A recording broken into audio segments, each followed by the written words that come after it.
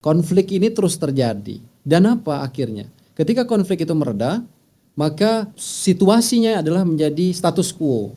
Status quo antebellum, artinya dia kembali kepada keadaan semula.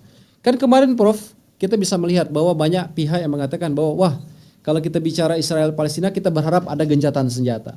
Di dalam tulisan saya Prof, saya pernah dimuat di Kompas pada saat itu. Saya mengatakan bahwa gencatan senjata itu tidak akan menjadi satu solusi yang permanen. Padahal kan negara Arab banyak, negara besar lainnya kan banyak juga yang sudah mendukung. Jadi bukan sekedar hak veto saya pikir, atau ada hal lainnya mungkin. Kalau begitu apa sih solusi yang bisa ditawarkan?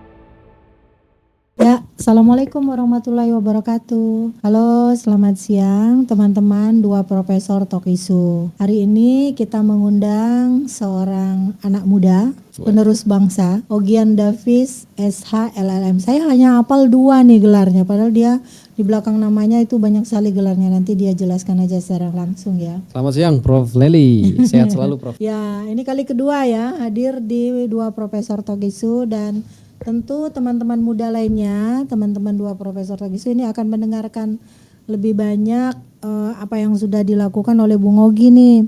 Kalau saya sendiri membaca, sering sekali membaca banyak tulisan Bung Ogi di berbagai media, baik nasional maupun internasional. Yang berkaitan dengan isu internasional misalnya, tapi juga dibahas ya di media nasional. Salah satu contoh misalnya mendambakan solusi bagi Israel Palestina. Ini sebuah tulisan yang mungkin memantik mereka-mereka yang berkepentingan terutama untuk bisa mencari solusi apa sih sebetulnya yang bisa dilakukan untuk Indonesia dengan politik luar negerinya yang bebas aktif. Nah, tulisan-tulisan yang bertebaran di banyak media ini sendiri tentu bukan hanya satu isu, ada isu pandemi saya lihat, ada isu perang dagang juga yang sekarang juga lagi ramai dibicarakan, semuanya ada kaitan dengan bidang keilmuan yang Bung Ogi sudah raih. Tadi dijelaskan juga nih spesifikasi sertifikat apa saja yang sudah diperoleh sehingga menjadi kompeten untuk berbicara banyak hal tadi. Silakan. Ya, terima kasih Prof Eli sudah diundang lagi nih. Sebenarnya tidak diundang ya. Kita ngobrol-ngobrol santai ya Prof ya. Tapi kalau masuk ke tadi apa yang disampaikan oleh Prof Lely ya terkait masalah tulisan-tulisan saya Prof. Jadi memang saya bisa sampaikan dahulu seperti ini. Jadi saya kan menekuni bidang hukum Prof. Tetapi kemudian secara spesifik, secara khusus kajiannya adalah hukum internasional. Maka kalau Prof Lely lihat di tulisan saya itu awal-awal itu saya memang lebih banyak mengangkat isu-isu yang sedang tren pada saat itu.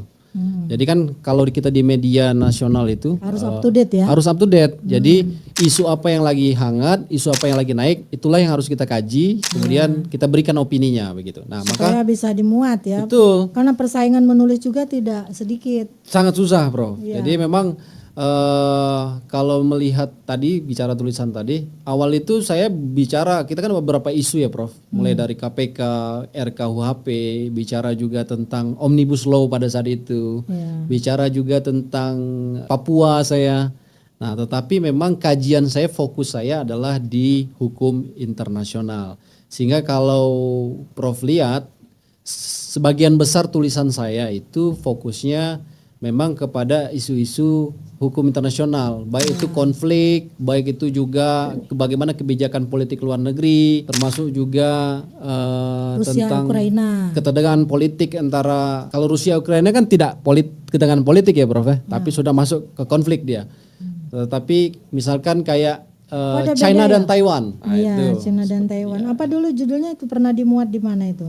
Itu kalau misalnya secara garis besar sudah dimuat di beberapa media nasional, Prof.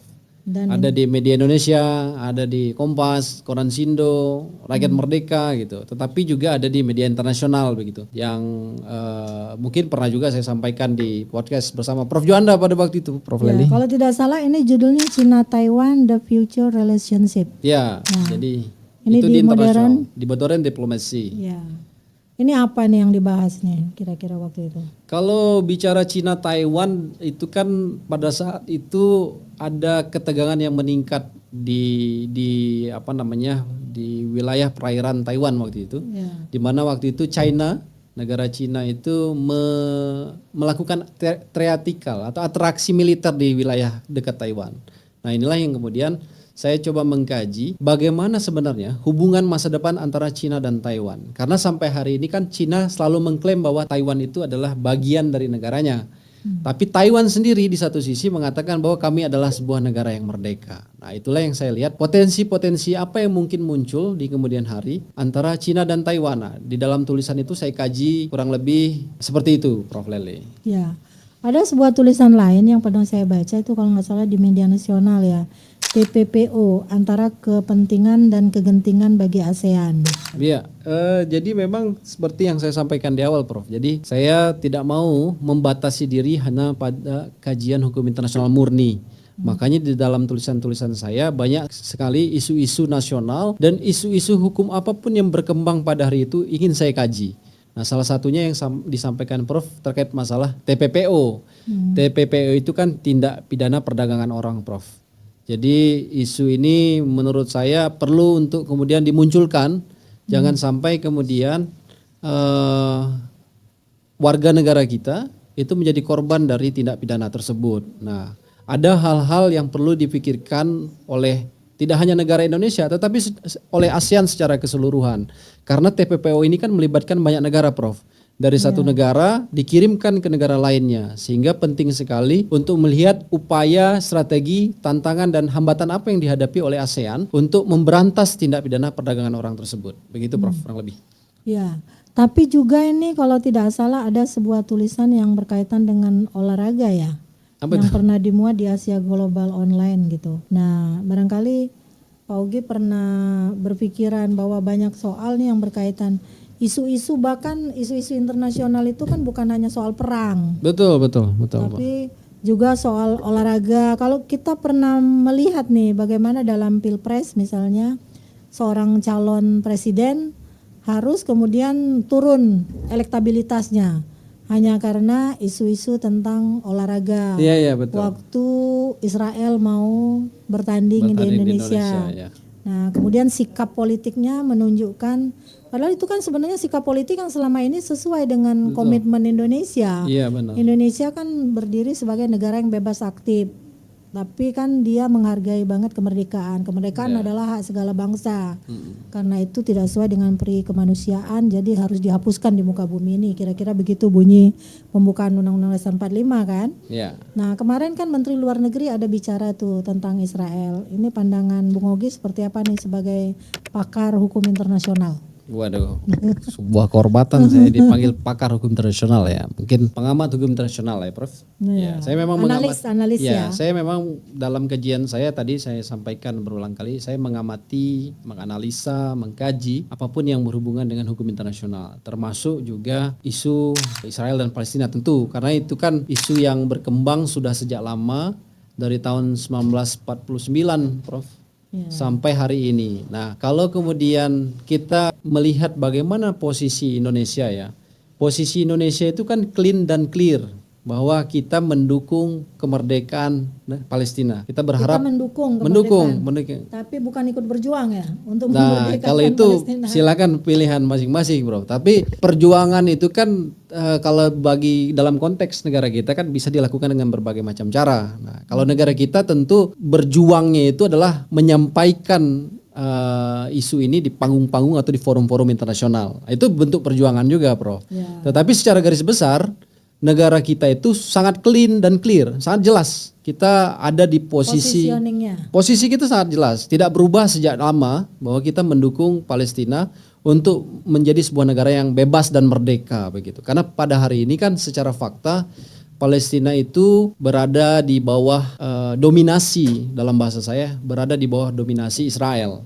Nah, yang kita lihat sampai hari ini kan masih terjadi perang di sana, Prof. Ya. Nah, begitu. Jadi kalau saya bisa ceritakan sedikit terkait masalah ini ya. Kasus Israel dan Palestina ini kan bukan kasus baru, Prof. Dari tahun 2000, kita flashback yang dekat saja, Prof. 2008, 2009, 2012, 2014, 2021. Konflik ini terus terjadi. Dan apa akhirnya? Ketika konflik itu mereda, maka situasinya adalah menjadi status quo.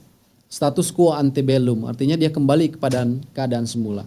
Kan kemarin, Prof, kita bisa melihat bahwa banyak pihak yang mengatakan bahwa wah, kalau kita bicara Israel Palestina kita berharap ada gencatan senjata. Di dalam tulisan saya, Prof, saya pernah dimuat di Kompas pada saat itu. Saya mengatakan bahwa gencatan senjata itu tidak akan menjadi satu solusi yang permanen. Karena bisa muncul lagi. Karena kita melihat konteks historis 2008, 2012, Sudah 2014 terjadi, itu gencatan senjata. Tetapi saya katakan di dalam tulisan saya, gencatan senjata itu hanya merupakan jeda sementara. Artinya bahwa perang ini hanya akan tertunda saja. Dia akan berlanjut lagi di kemudian hari. Karena apa? Gencatan senjata itu tidak mengikis akar masalahnya. Ya. Tidak mengurangi bobot masalahnya. Jadi ada perebutan wilayah, wilayah apa ya namanya? Wilayah. Sementara kan Palestina menginginkan negara sendiri. Israel menganggap itu bagian dari negara yang harus dia perjuangkan juga kan. Yeah. Nah, kemarin kan ada isu ini dikaitkan dengan Pak Prabowo yang mengatakan dia akan merelokasi ya masyarakat Gaza, Palestina. Terutama Gaza. Saya sempat juga menganalisis itu di berbagai media. Yang diinginkan masyarakat Palestina, khususnya Gaza itu kan bukan merelokasi mereka, tapi membangun kembali yang sudah porak-poranda akibat serangan Israel itu kan. Jadi kalau dia direlokasi sama dengan memindahkan dia dari tanah airnya. Betul. Kalau menurut pandangan Bung Ogi seperti apa ini kira-kira? Ya, saya mungkin bahasa relokasi tadi yang disampaikan Prof. Eli ya. Saya memang tidak terlalu sepakat dengan bahasa relokasi ya. Saya mungkin bisa mengatakan seperti yang Prof. Leli. Jadi penduduk Palestina khususnya di wilayah Gaza itu mereka menginginkan adanya kedamaian yang abadi di tanah mereka sendiri. Bukan kemudian mereka diambil untuk dipindahkan. Tidak. Tetapi kan problemnya begini, Prof.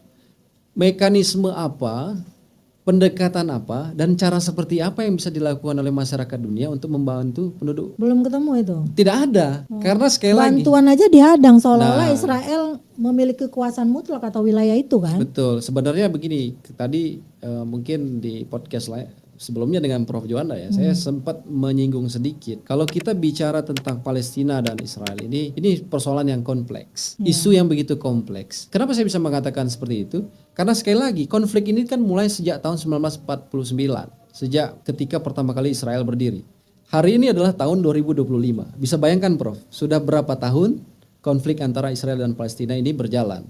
Maka kemudian saya bisa mengatakan ada konflik terlama sepanjang sejarah. Dan tidak tahu kapan berakhirnya. Dan tidak tahu kapan berakhirnya. Sebenarnya bukan tidak tahu.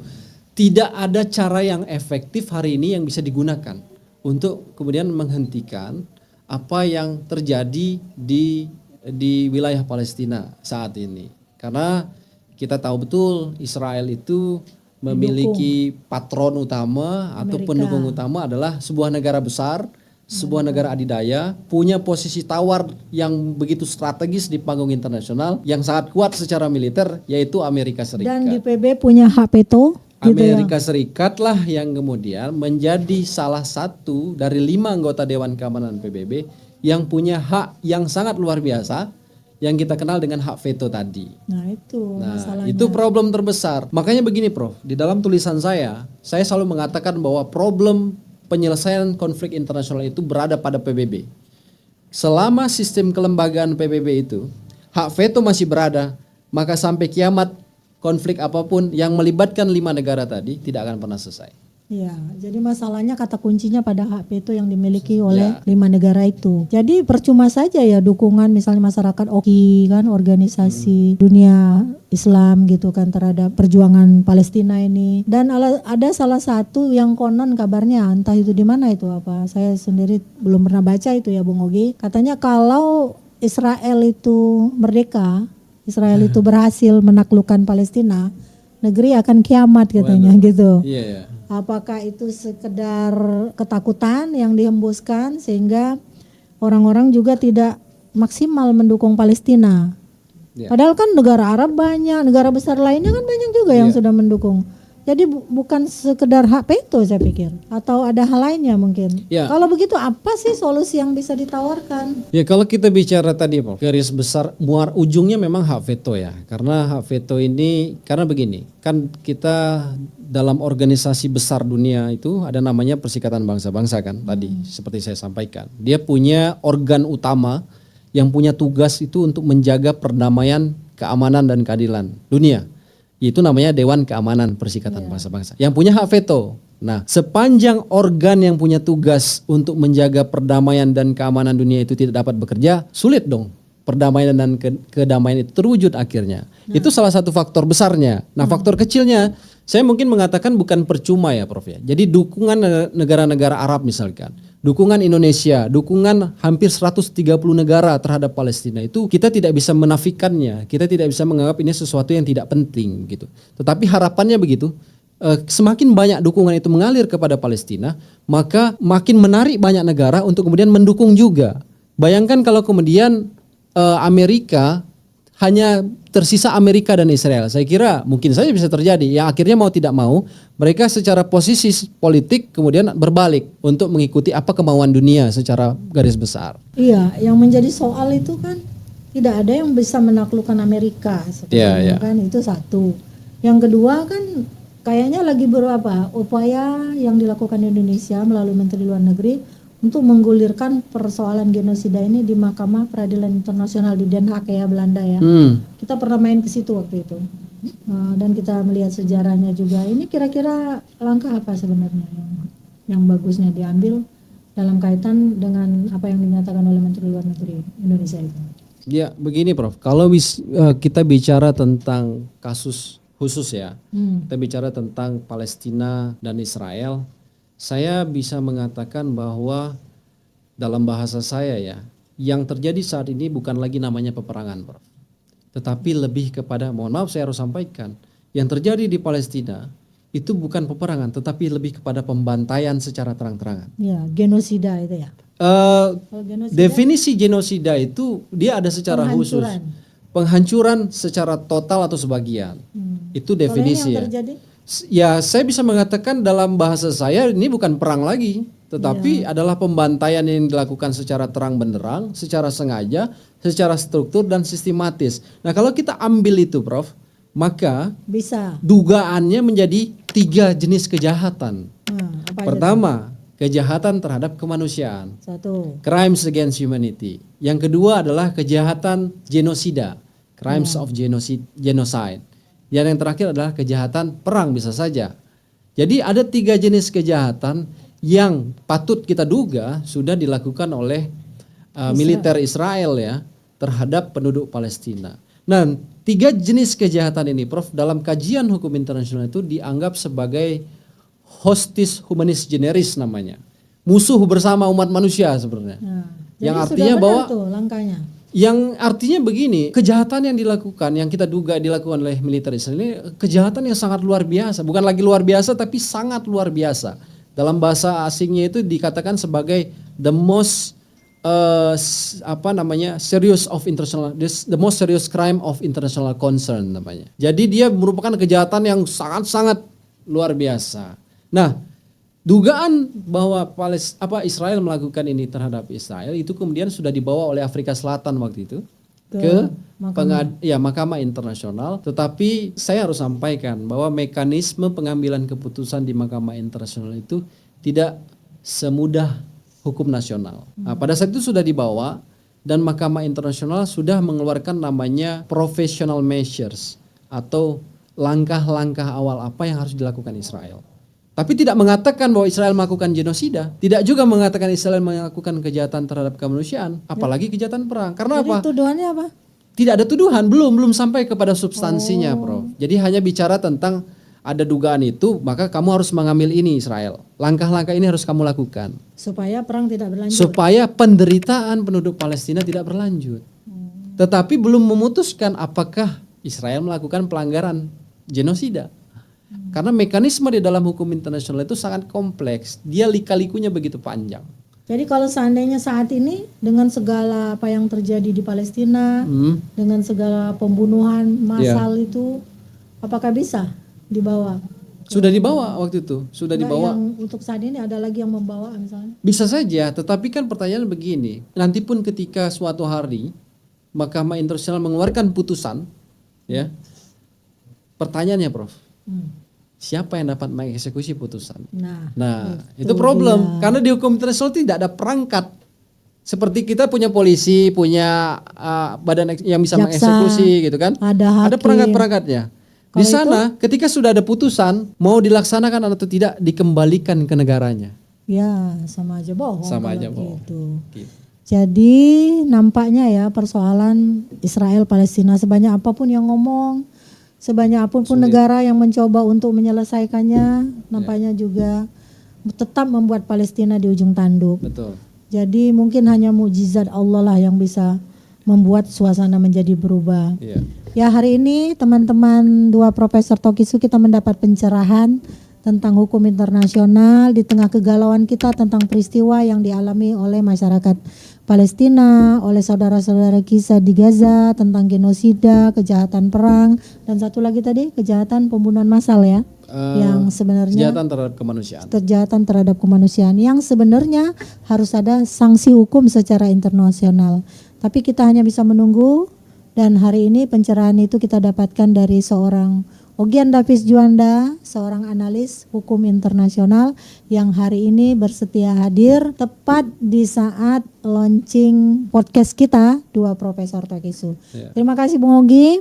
Mudah-mudahan semua kajian yang sudah dilakukan bisa menjadi bahan kajian untuk melanjutkan S3-nya supaya pulang nanti segera menjadi profesor. Amin. Dan kita bisa menambah menjadi 3 Profesor Tokisu. Demikian. Wassalamualaikum warahmatullahi wabarakatuh. Waalaikumsalam. Terima kasih Prof.